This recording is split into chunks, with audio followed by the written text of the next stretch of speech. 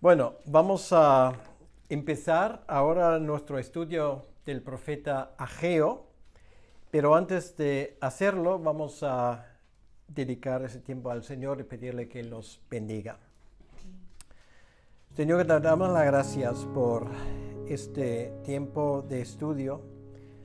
La verdad es que nos llena de alegría y de gozo de tener una Biblia en nuestra mano y poder sacar de este libro que tú inspiraste sabiduría y también todo lo que necesitamos para nuestra vida, para salvación y para conocerte a ti y a tus planes mejor. Señor, gracias por este pequeño libro de Ageo y sin embargo, a pesar de ser pequeño, un libro que trae muchísima y aporta muchísima información para que entendamos mejor lo que es tu propósito. Te lo pedimos en tu nombre, Señor, y para tu honra y gloria.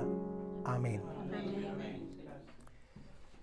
Bien, el libro de Ageo, ya si se fijan, bueno, estoy seguro que con eso no digo nada nuevo, también es un libro muy corto.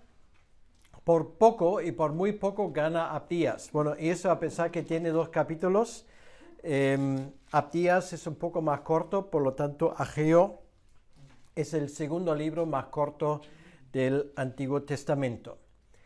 Y simplemente para ponernos en el contexto, el libro de Zacarías y el libro de Ageo, o sea, en otras palabras, Zacarías y Ageo eran contemporáneos. Nos damos cuenta cuando, por ejemplo, estudiamos los libros de Esdras, los libros también de Nehemías y la parte histórica de este libro, nos damos cuenta que hablan de la misma época. Y bueno, en un momento vamos a hablar un poco de este contexto. Hay otra curiosidad muy interesante, es que las profecías del libro de Ageo son las más precisas en cuanto a fechas, juntamente con las de Ezequiel, de toda la Biblia. Entonces, hay un profeta, para aquellos que han estudiado Ezequiel, nos damos cuenta que Ezequiel creo que tiene, si no me equivoco, 11 o 12 pasajes donde él pone la fecha exacta cuando él recibió la palabra del Señor. Pues aquí, en el libro de Ageo tenemos algo por el estilo y solamente voy a poner un ejemplo. El primer versículo, sin ir más lejos, dice: en el año segundo del rey Darío, en el mes sexto, en el primer día del mes, vino palabra de Yahvé por medio del profeta Ageo a Zorobabel. Bien, entonces, esto es una fecha exacta que tenemos ahí. Luego tal vez hay un poco de tiempo para explicar esto más. Pero nos damos cuenta que en esto se asemeja al libro de Ezequiel. Entonces,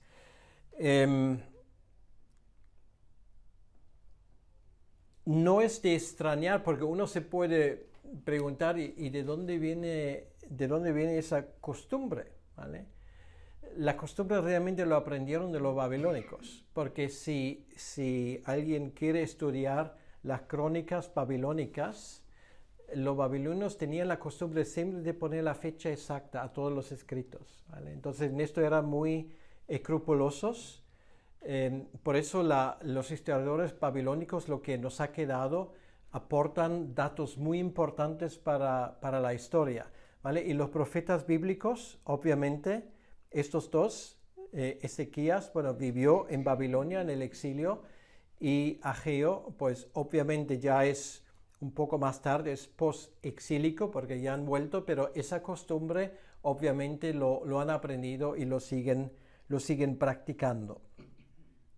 Bueno, el nombre de Ageo en hebreo es Haggai, y Haggai significa simplemente mi fiesta.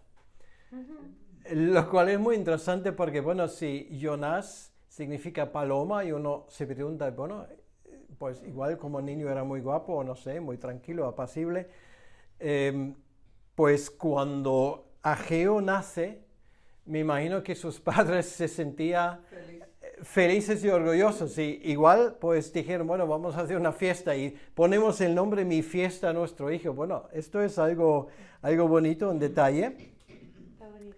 Y efectivamente pues este profeta era un profeta que luego, bueno, no sé si llegó a aportar algo para que la gente hicieran fiestas, pero obviamente contribuyó algo para despertar a este pueblo.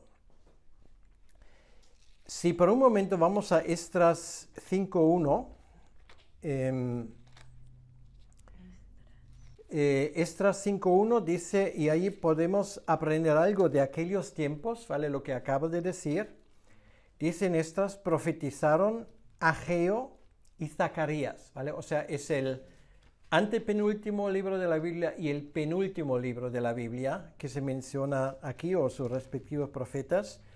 Hijo de Ido, ambos profetas, a los judíos que estaban en Judá y en Jerusalén en el nombre del Dios de Israel, quien estaba sobre ellos.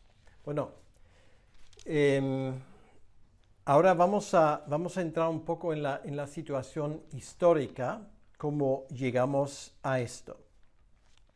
Y no voy a volver hasta Adán y Eva, sino simplemente el lugar donde vamos a empezar es con esa hecatombe que era la destrucción del templo en el año 586-87.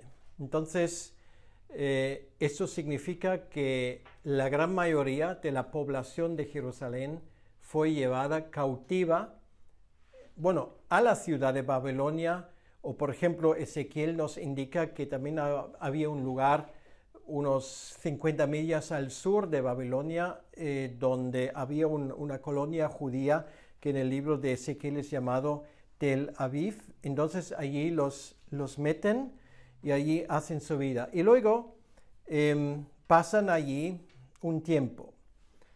Bueno, de hecho, el profeta Jeremías había decretado, o había, mejor dicho, comunicado el decreto de Dios, que serían 70 años. Esos 70 años se cuentan a partir del cautiverio del primer contingente que va a Babilonia. Esto es, por ejemplo, Daniel y sus amigos son entre ellos, y estamos hablando del año 605.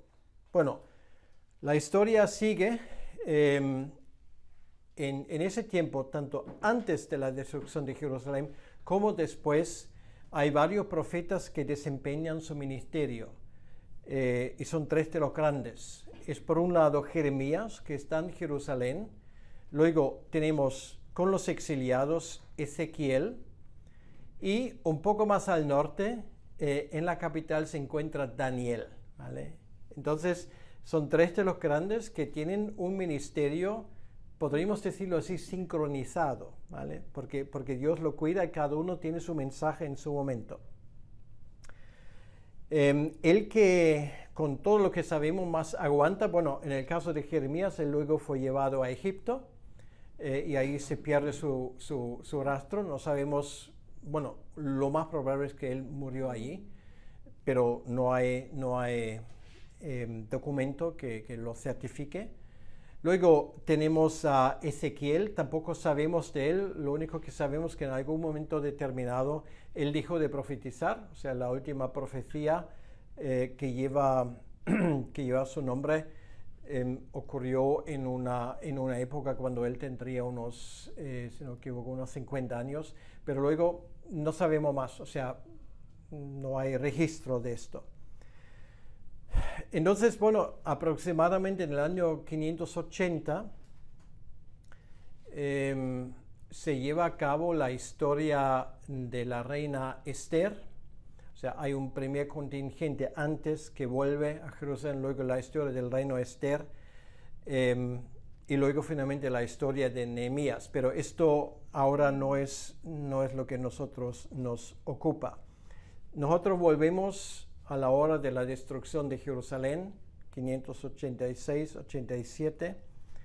El rey Nabucodonosor, finalmente el que hizo esa campaña contra los judíos, se muere Bueno, luego hay un rey que se llamaba Nabucodonosor II. Él muere en el año 562, o sea, si hacemos los cálculos, son unos 24 años después de la destrucción de Jerusalén. Y bueno, el reloj de Dios está contando, ¿vale? Estos 70 años. Y luego hay un cambio muy rápido de reyes en Babilonia.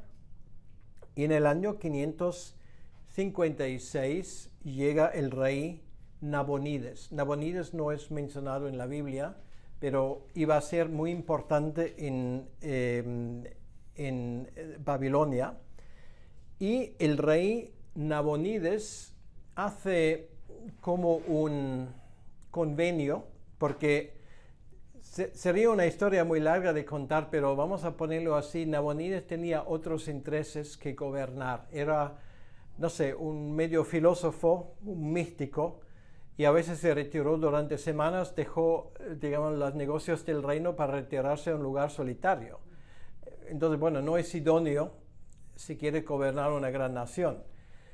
Pero bueno, ahí está Nabonides y básicamente por esa razón se asigna el norte del reino.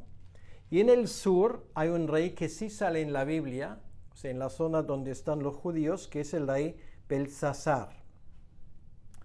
Entonces, Belsasar es aquel que en alguna noche, digamos, de soberbia, hace traer los utensilios del templo para llenarlos con vino y para emborracharse. O sea, él da una fiesta y esta historia pues la conocemos porque está en el libro de Daniel. Entonces, ¿qué ocurre? En esta misma noche aparece una mano en la pared y escribe las palabras Mene, Mene, Tekel, Ufarsim, lo cual quiere decir que Dios te ha pesado y eres un pesado ligero. En otras palabras, no sirves y te voy a quitar en medio. Y dice la Biblia que en esta misma noche Belsasar muere. Bueno, esto es el relato bíblico. Hay un relato extra bíblico que sabemos del historiador Heródoto. Quiere decir que en esta noche y en tiempo anterior, esto la Biblia no nos lo cuenta porque realmente para la historia de la salvación no es tan importante, la estrella de Babilonia estaba bajando y había otra estrella que estaba subiendo, que es la estrella de los medo-persas, ¿vale? O sea, se palpaba en el ambiente que ahí, bueno, habría relevo de la guardia, para decirlo así.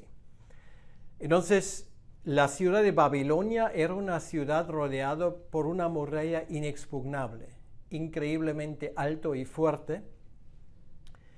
Y los medo-persas se dan cuenta que esto no vamos a poderlo asaltar por fuerza militar, porque, por ejemplo, Heródoto nos cuenta que 2 carros de combate, bueno, no como lo nuestro, sino tirados por caballos, podían encontrarse en el muro sin rozarse. Entonces imagínate, un carro de caballos, 2 al lado, esto era el ancho del muro, y eran altos, altísimos. Entonces, ¿qué hicieron los medo-persas? Dicen, bueno, si no podemos ir por encima, vamos por debajo, ¿vale? Y esto es lo que hicieron, desviaron el río Éufrates y cavaron un túnel y así entraron en la ciudad, ¿vale? Era la noche cuando el rey se emborrachó en vez de estar vigilante, y era en aquella noche que entraron los medo-persas y en una noche cayó Babilonia. O sea, esto es, si estamos hablando de cosas sorprendentes, esto fue una sorpresa mayúscula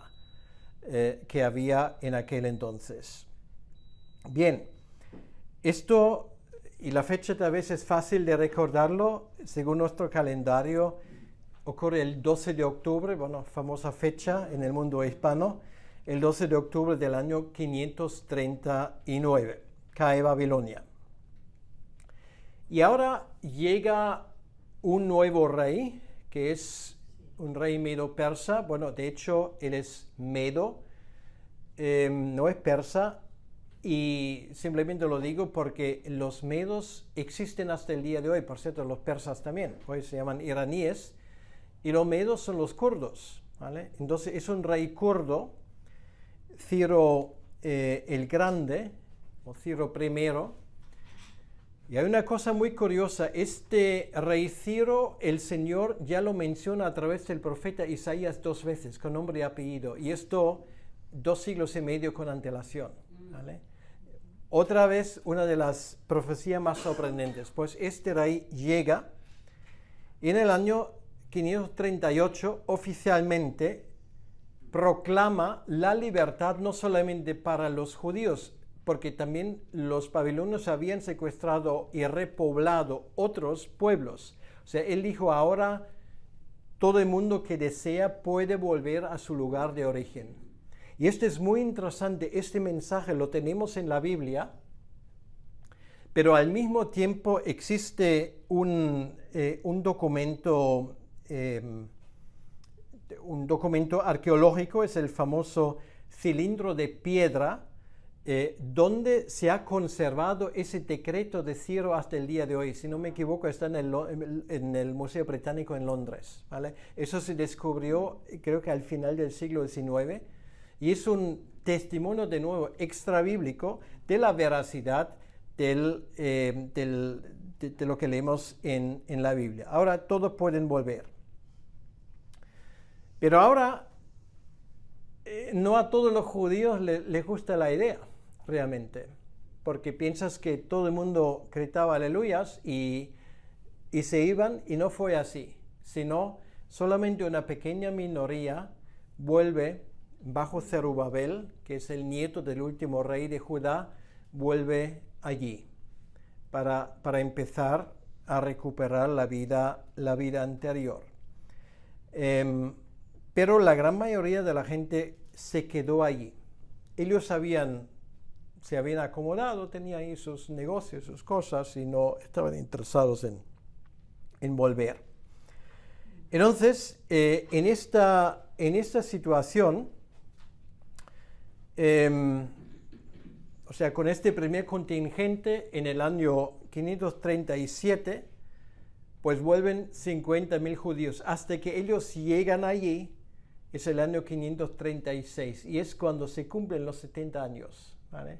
O sea, es exactamente como Dios lo había anunciado. Entonces, ellos, ahora lo primero que hacen es ponen los fundamentos, o sea, tienen que hacer una obra de escombro, y ponen los fundamentos ahora del nuevo templo, para luego construirlo. Esto era la idea. Pero nos damos cuenta, y esto es algo que si estudiamos el libro de Nehemías, sobre todo nos damos cuenta que este entusiasmo inicial se queda en nada, finalmente. Y el argumento es que la gente, estaba contenta con lo que ya habían logrado. Dijeron, las cosas marchan bien, pero ahora también tenemos que mirar un poco por lo nuestro, porque no podemos vivir en casas sencillas. También, ya que estamos aquí, queremos tener también casas bonitas.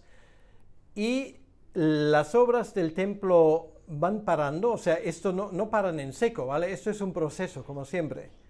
Y la atención cambia hacia sus propias casas, lo cual quiere decir que el templo no se termina.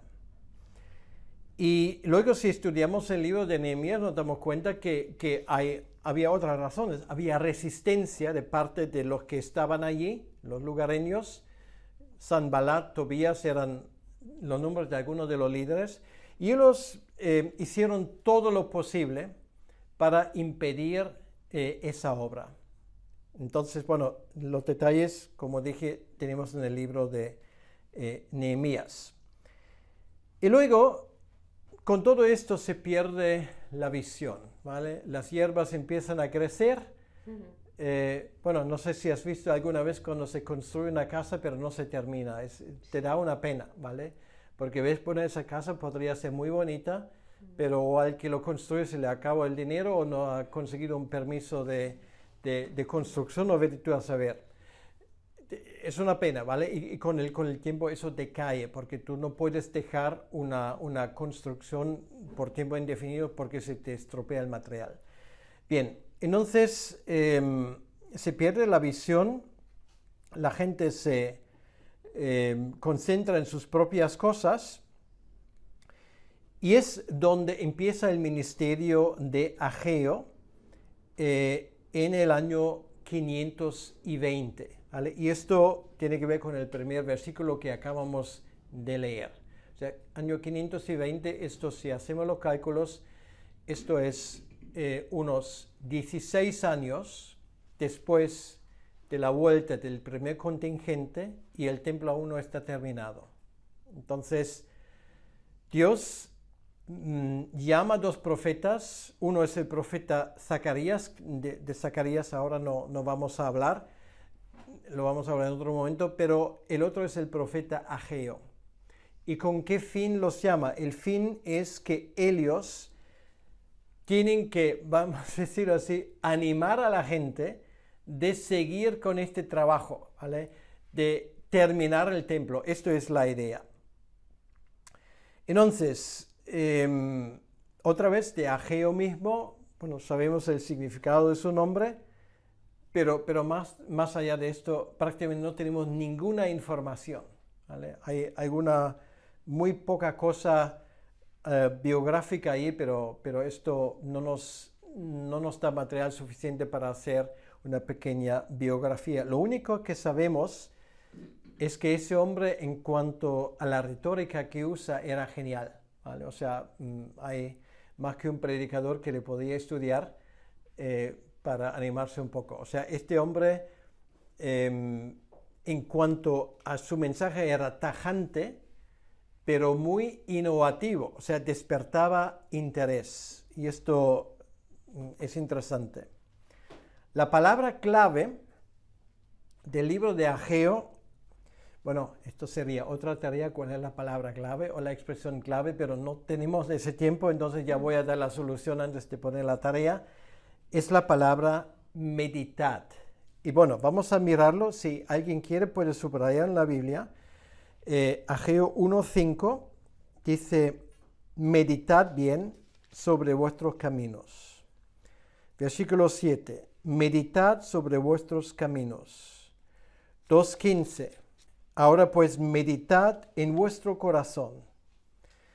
Y versículo 18, meditad pues en vuestro corazón. Y esto, esa expresión meditar, si tú la escuchas, digo, bueno, voy a retirarme de ese mundo y voy a volver en mí y voy a pensar y meditar y pensar y meditar y allí pueden pasar días, pero claro, es un poco una traducción, ¿cómo diría yo? Se podría decir de otra manera para recoger el sentido, porque no es eso lo que nosotros entendemos de meditar. Yo pongo un ejemplo, si vais al, o sea, la palabra en hebreo es simlev, y simlev significa literalmente pon corazón. Y ahora os explico lo que esto significa. Si vas, por ejemplo, al aeropuerto de Tel Aviv, escuchas cada 15 minutos un anuncio automatizado que siempre empieza con las mismas palabras del libro de Ageo, simlev, pon corazón. ¿Y qué quiere decir esto? Atención, atención, pon atención. O sea, no es, bueno, tú medita, ¿vale? Tómate todo el tiempo que tú quieras. Es como decir, cuidado, ¿vale? Esto, espero que nadie se haya asustado. O sea, es un llamado a la atención para la gente. Esto es la idea que hay detrás de esto. Y bueno, esto nos damos cuenta que esto es el lema o la palabra clave de este hombre. Por lo tanto, es un poco como el altavoz de Dios, ¿vale? Quiere decir que el mensaje de Ageo no es un mensaje tranquilizador. Tomaos el tiempo, pues, reflexionad sobre vuestros caminos, a ver si llegáis a una buena solución. Si no, me imagino que efectivamente en algunos lugares les habrá gritado, ¿vale? Para que esa gente, pues, se despierta de su letargia. Entonces, la primera profecía que tenemos aquí, también se puede traducir la fecha, lleva la fecha del 29 de agosto del año 520, para quien le interesa esto. Entonces, simplemente si vamos estudiando esto, estos primeros versículos, los primeros 4, hablan de la situación. Y una vez más, pues no vamos a leer, aunque es un libro muy breve, todo el libro, pero sí algunos pasajes me gustaría mencionar. Entonces, dice aquí, voy a leer otra vez el primer versículo, la fecha, y luego dice, vino palabra de Yahvé por medio del profeta Ageo a Zorobabel. Bueno, Zorobabel era el gobernador, ¿vale?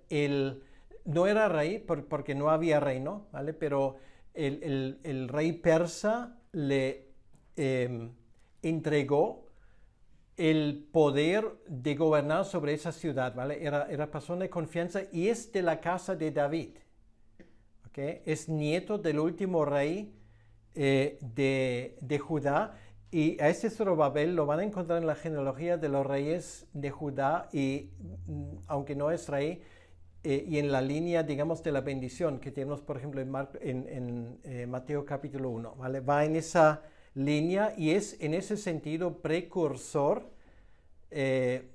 obviamente por vía sanguínea, de nuestro Señor Jesucristo.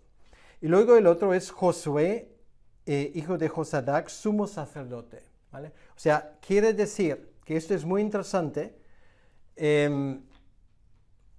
Lo que recibe en este momento, lo que recibe Ageo, esto no es para ponerse en una plaza, ¿vale? Y decir, escúchame todo lo que quiero decir, sino, para decirlo así, él coge el jefe del gobierno, por un lado, y por otro lado, coge el jefe de asuntos religiosos, vamos a ponerlo así, ¿vale? Porque son los dos personajes más importantes. Y le dices, mira, os tengo algo que decir que viene de parte de Dios.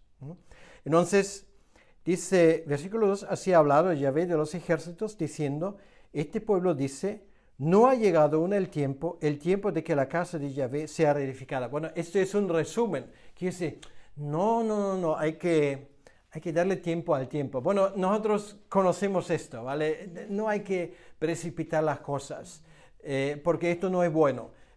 El tiempo llegará, pero no es ahora, ¿vale? Entonces, no, voy a parafrasearlo más. Entonces, Él les dice, es para vosotros, versículo 4, es para vosotros tiempo, para vosotros de habitar en vuestras casas artesonadas, y esta casa está desierta.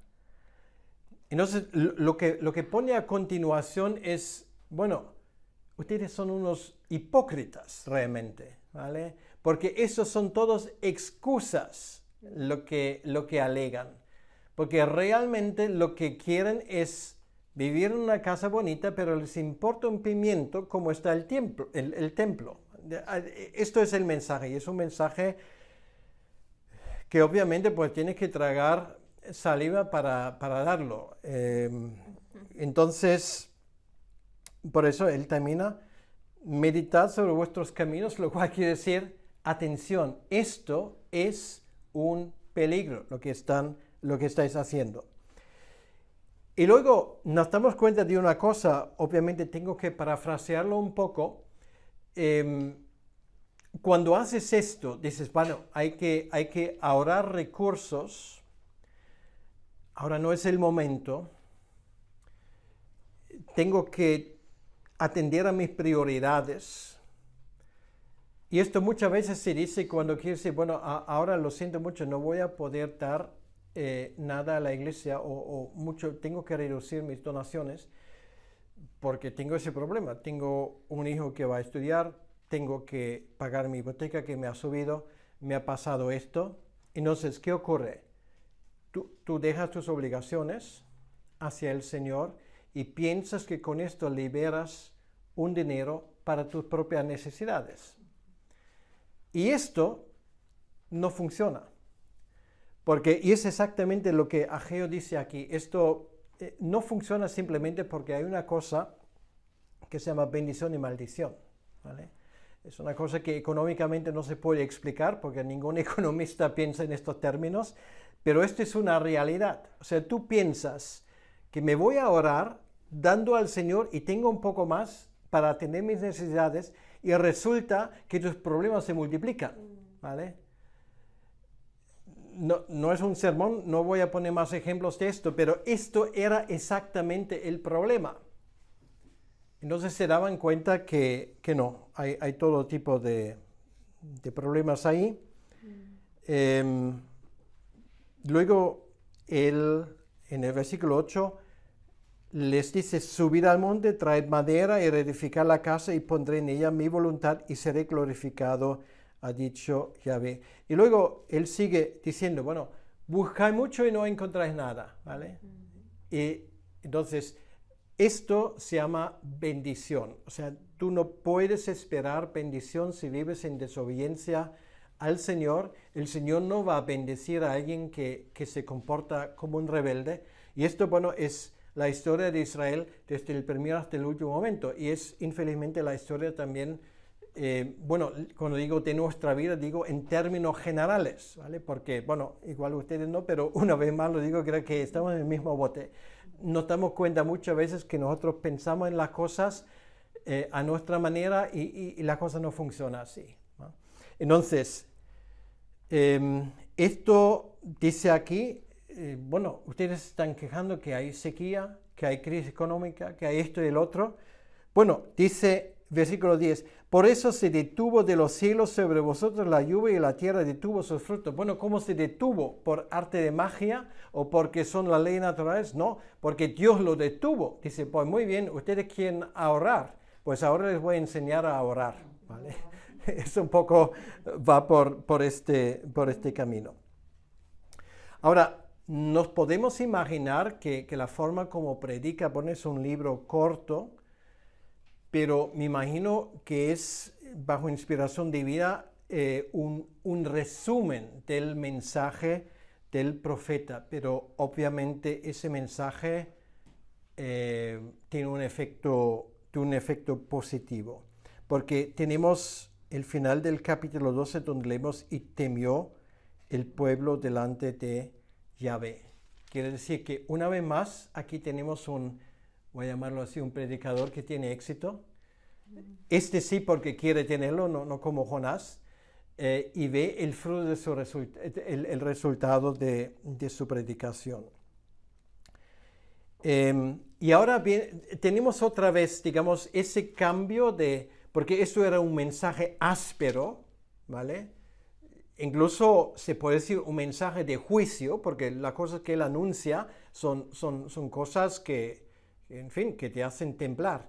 Y cuando hay arrepentimiento, o sea, es algo por el estilo de lo que tuvimos en el libro anterior, dice aquí: entonces Ageo, enviado de Yahvé, versículo 13, habló por mandato de Yahvé al pueblo diciendo: yo estoy con vosotros, ¿vale? O sea, esto suena casi como una palabra del Señor Jesucristo en el Nuevo Testamento. No teman, estoy con vosotros, lo cual quiere decir, si ustedes cumplen sus obligaciones hacia el reino de Dios, si ustedes obedecen, si ustedes se arrepienten de sus pecados, yo me encargo de darles lo que les haga falta. Estoy con vosotros. Bueno, ¿quién no piensa en Mateo 6:33? Porque esto es como si lo pone en letra grande por encima de este libro. Busca primero el reino de Dios, no busca primero tu propia casa. El reino de Dios. Y luego las demás cosas. Bueno, aquí no habla de relojes Rolex o de coches de lujo o de, qué sé yo, un jardín inmenso con jardinero y cocinera incluida. Habla de comer, beber y ropa, lo cual incluye tener un techo, un lugar donde vivir, aunque sea una chabola. Pero esas son las cosas básicas, las prioridades. Y esto es el gran mensaje de Ageo: volved a las cosas básicas, ¿vale? No se compliquen la vida con sus propios planes, sino las cosas del Señor realmente son simples. Entonces,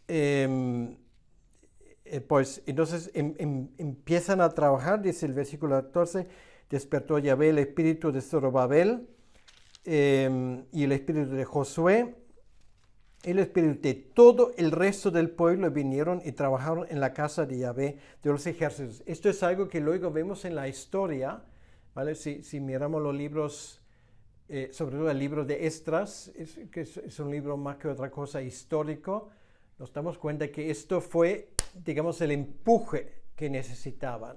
Entonces la obra siguió. Con esto entramos en la segunda parte, o sea, el segundo capítulo.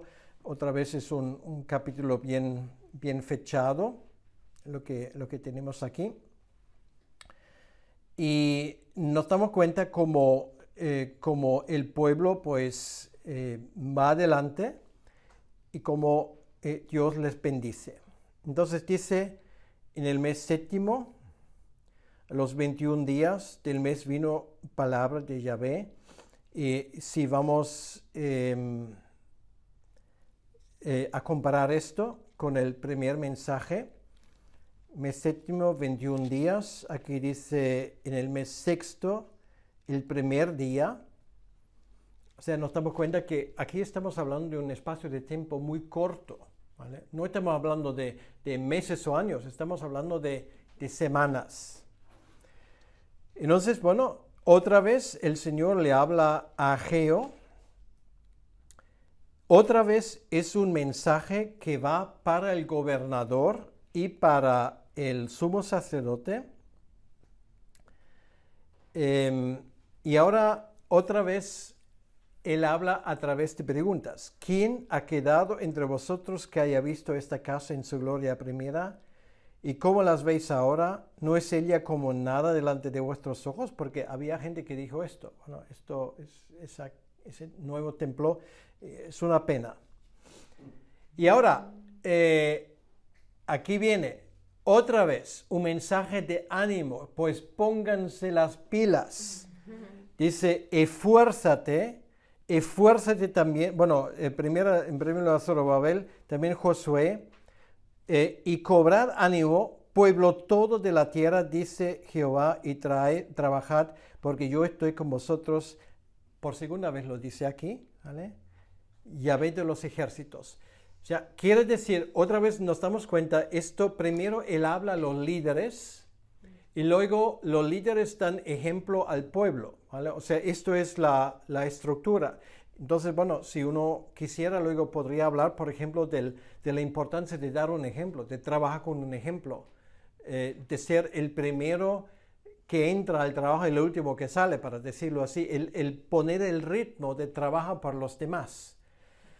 Bueno, tiene una aplicación realmente muy interesante, por eso es un libro sumamente apropiado, pienso yo, para nuestros tiempos. Y luego entra el tema del pacto, ¿vale? Entonces es la primera vez que sale la palabra en el versículo 5.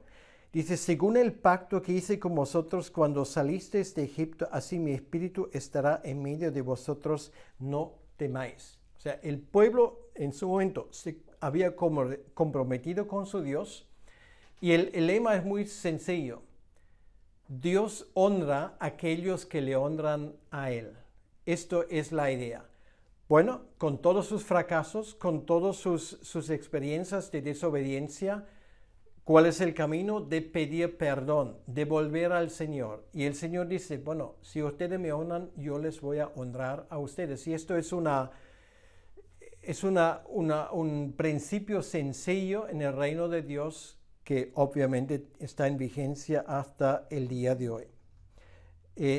Dios, bueno, esta noche vamos a hablar más sobre ese tema del pacto, pero esto es lo que hay detrás. Cuando hablamos del profeta Oseas, del amor del pacto, del Gesed. Dios se compromete con su pueblo, no les deja. Bueno, han perdido años, ¿vale? Haciendo el vago. Y Dios nos dice, bueno, se acabó, me voy a buscar otro pueblo. No, una y otra vez vemos aquí como Dios insiste y les coge de la mano y les lleva. Entonces, lo que viene ahora, y esto es muy interesante, en los versículos 6 y 7, particularmente el versículo 6, tiene una aplicación en el Nuevo Testamento, ¿vale? Y es citado en la carta a los Hebreos. Dice aquí, porque así dice Yahvé de los ejércitos, de aquí a poco yo haré temblar los cielos y la tierra. Bueno, uno puede decir, bueno, de aquí a poco, bueno, serán, no sé, el año que viene, 2 años, 3, como mucho, 10. Pero si vamos al Nuevo Testamento y tenemos una explicación de esto, vamos a la carta de los Hebreos, vamos al capítulo 12. El versículo 26, así es. Aquí dice, voy a leer a partir del versículo 25. Dice, mirad que no desechéis al que habla, porque si no escaparon aquellos que desecharon al que los amonestaba en tierra, mucho menos nosotros si desecháremos al que amonesta desde los cielos. La voz del cual conmovió entonces la tierra. O sea, estamos hablando obviamente de la dádiva de la ley, pero ahora ha prometido diciendo, aún una vez y conmoveré no solo la tierra, sino también el cielo. Y lo interesante es que el autor de Hebreos lo aplica ¿a qué? Lo aplica a la redención en Jesucristo, ¿vale? Entonces, esa expresión de aquí a poco, bueno, proféticamente será poco, pero claro, obviamente nadie vivió esto, pero es un pasaje que nos enseña una cosa para Dios, pues 3 o 4 siglos no es nada realmente. Pero esto es un pasaje que indica directamente al Mesías.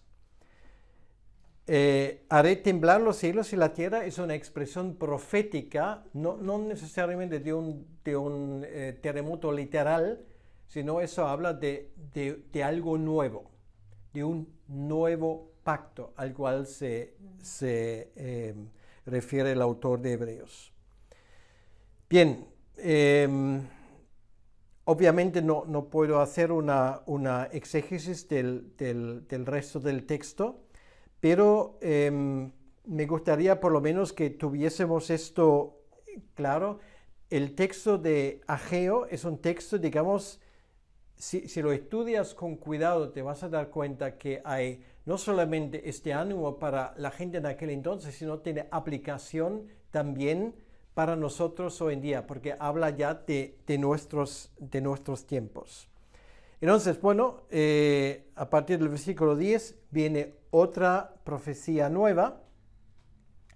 Y esto es muy interesante porque esto habla sobre el tema del pecado. O sea, en otras palabras, se puede contagiar una enfermedad de la misma manera como se puede contagiar la salud.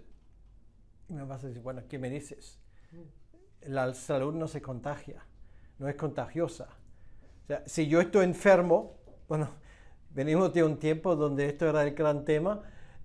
Si yo estoy enfermo, yo te puedo pegar mi virus, pero si tú estás enfermo y yo estoy sano, no te voy a pegar mi salud, ¿vale? Esto todo el mundo lo sabe, o sea, no hay que enseñar esto. Ahora, esto tiene que enseñar a los hebreos este principio. Si tú vives de una manera indigna de tu Dios, por cierto, es llevar el nombre de Dios en vano, tercer mandamiento, pretendes algo que no eres, esto contagia el mal ejemplo, cunde, como se suele decir.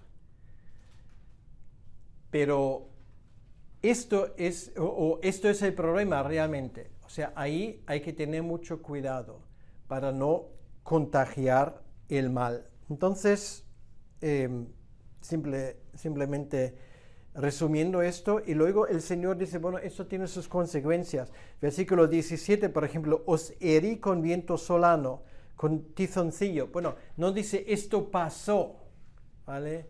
O esto, bueno, qué sé yo, es el cambio climático, vete tú a saber cosas por el estilo. No. Detrás de esto está el Señor y lo hace a propósito para otra vez conseguir la atención del pueblo. Y luego otra vez el meditad en vuestros caminos. Y luego el final del libro donde otra vez dice que va a hacer temblar los cielos y la tierra. Ahora, este libro de Ageo, y no quiero terminar antes de haberlo mencionado, y esto sí que creo que tenemos estos minutos, me gustaría que ustedes viesen el texto. Hay una referencia mesiánica muy clara en ese texto, a ver si me lo encuentran. Aparte de lo que acaba de decir. Bueno, si no, ayudo. Sí, capítulo 2, sí.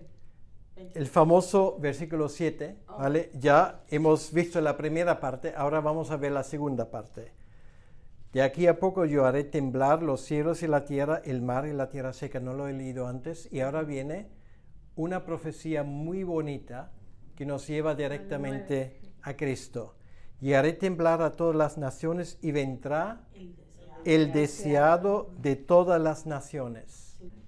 Exactamente. Bueno, allí tendríamos que entrar en algunos detalles técnicos. Yo personalmente sé que eso se traduce de forma distinta. Depende, eso es la Biblia de las Américas.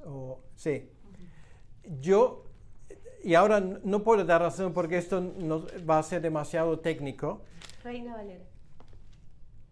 No, entonces, pero en la primera parte pone, vendrá el deseado de las naciones, ¿no? Sí. Sí, vale, entonces no malentendimos. Sí, porque hay traducciones que lo traducen de otra manera, en mi opinión, equivocadamente, ¿vale?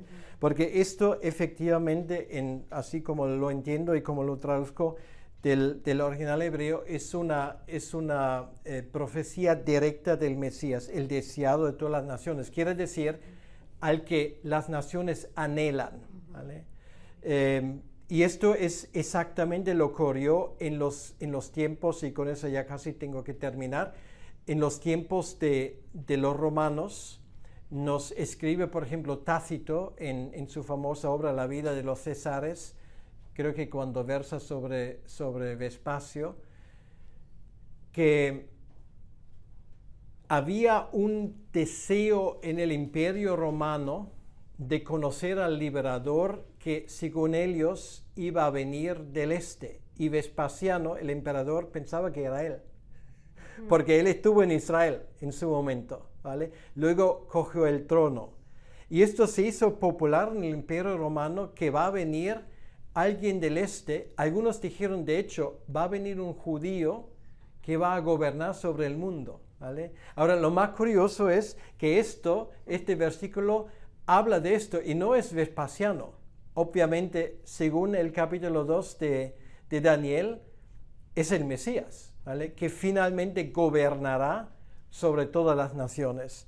Entonces, bueno, esto es, en mi opinión, bueno, esto es muy personal. Hay muchas profecías mesiánicas en el Antiguo Testamento, pero eso, el deseado de las naciones, lo que las naciones le aprecian, podríamos hablar de la perla del gran precio. Para mí personalmente es una de las promesas más bonitas, así lo encuentro personalmente. Entonces, resumimos, el libro de Ageo es un libro muy corto, muy bien estructurado, que habla sobre algunos de los grandes problemas que había entre los exiliados. Está lleno de referencias que van a mirar ya más allá, un tiempo futuro, cuando vendrá el Mesías. Habla de un nuevo pacto, removeré no solamente la tierra, sino también los cielos. Y nos habla del deseado de las naciones, ¿vale? Todo esto en este pequeño libro, y nos dice de paso muchas otras cosas, como eso de, si tú honras a Dios, Dios te va a honrar, Dios no te va a desamparar, estaré contigo. O sea, nos damos cuenta que posiblemente si vamos por la cantidad de ese tipo de promesas y miramos o lo comparamos con la extensión del libro, tal vez es uno de los libros donde más condensadamente tenemos el mensaje del Evangelio en todo el Antiguo Testamento. ¿Bien? Bueno, vamos a terminar aquí, vamos a terminar en oración. Según lo que hemos leído, nuestro Señor, te damos las gracias, infinitas gracias por esas promesas. A veces nos sorprende que en un libro tan pequeño y tal vez también muchas veces menos valorado nos encontremos con tesoros de este tipo. Señor, el autor de Hebreos lo tenía presente. Tenemos esta preciosa profecía del deseado. Tenemos llamados a la atención por negligencia. Y Señor, una vez más nos enseñas que también nuestros atajos muchas veces resultan en grandes desvíos. Te muestras también en este libro como Señor de la historia. Y te damos las gracias que tenemos un Dios como se nos presenta en ese libro. Un Dios que después de enseñar al pueblo sus pecados, también eres un Dios misericordioso que perdona y que empieza algo nuevo. Te damos la gracia por esto y pedimos que tú bendigas este tiempo y este estudio nosotros en tu nombre. Amén. Amén. Que Dios les bendiga. Gracias.